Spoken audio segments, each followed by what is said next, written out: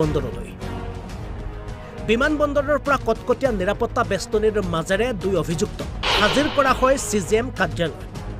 CGM কাৰ্যালয়ত ন্যায়াধীশৰ সন্মুখত হাজিৰ কৰে 14 দিনৰ বাবে অসম আৰক্ষীয়ে নিজৰ জিম্মাত লয় আৰু নিজৰ জিম্মাত লৈয়ে এনেদৰে লকআপত ভৰাই দুই অভিযুক্ত।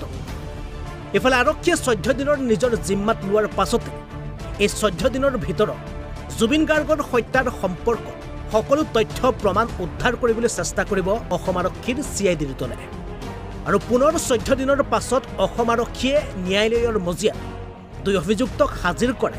যদি অসম আৰক্ষীয়ে বিচৰা ধৰণে তথ্য প্ৰমাণ নাপায় তেন্তে অসম আৰক্ষীয়ে হয়তো দুই অভিযুক্ত আকৌ জিম্মাৰ দিন বৃদ্ধি কৰিবৰ বাবে আবেদন কৰিব, নহলে শাস্তিৰ পৰৱৰ্তী পৰ্যায় হিচাপে ন্যায়ালয়ক এৰি দিব দুই অভিযুক্ত। আৰু ন্যায়ালয়ৰ মজিয়াত আৰম্ভ হ'ব দুই অভিযুক্তৰ শাস্তিৰ বিচাৰ প্ৰক্ৰিয়া। পাছে ন্যায়ালয়ৰ